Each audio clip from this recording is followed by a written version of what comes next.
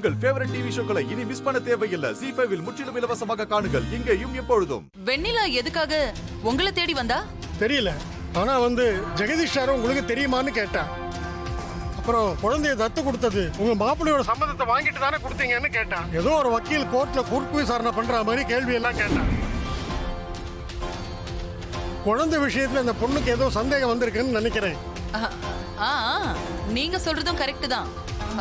நீங்க எதுவும் வளரலையே. இல்லம்மா, நான் எதுவும் சொல்லல. நீங்க தான் சொல்லிருக்கீங்களே இந்த விஷயம் வெளியில தெரிஞ்சா குழந்தையோட உயிருக்கு ஆபத்துன்னு. அதனால நான் சத்தியமா யாருக்கிட்டையும் எந்த உண்மையும் சொல்ல மாட்டேன். குழந்தை உயிர் எனக்கு ரொம்ப முக்கியம்மா.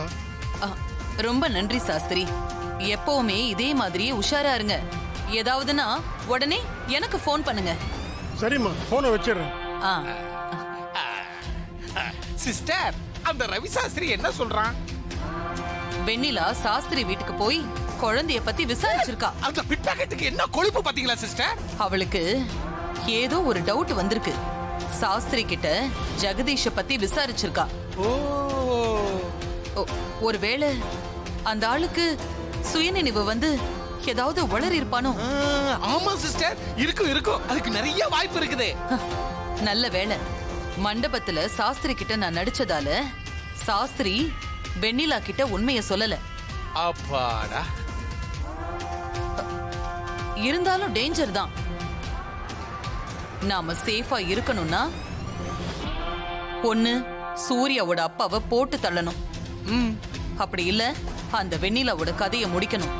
சிஸ்டர், இவங்களை எல்லாம் முடிக்கிறதுக்கு முன்னாடி சொத்து விஷயத்தை முடிங்க சிஸ்டர்.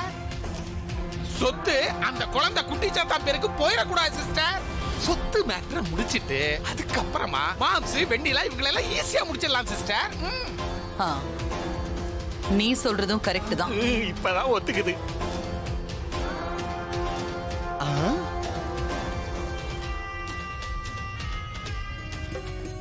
அம்மா, என்னம்மா இது இவ்வளவு பெரிய வியை கொடுத்துருக்க?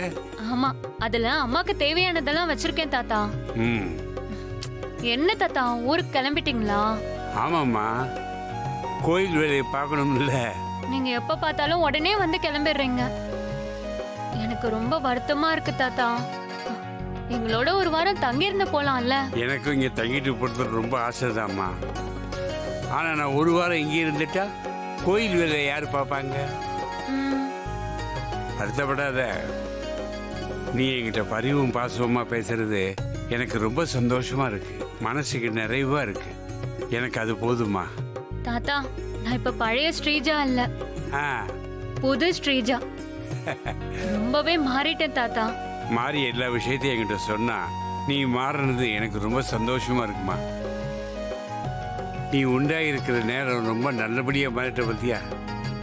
சின்ன வயசுல இருந்தே உனக்கு மாறிய கண்டா பிடிக்காது. ஆனா இன்னைக்கு பாத்தியா, உன் அக்கா மாறிதான் உன்னை சரியான பாதைக்கு திருப்பி விட்டுருக்கா. ஆமா தாத்தா.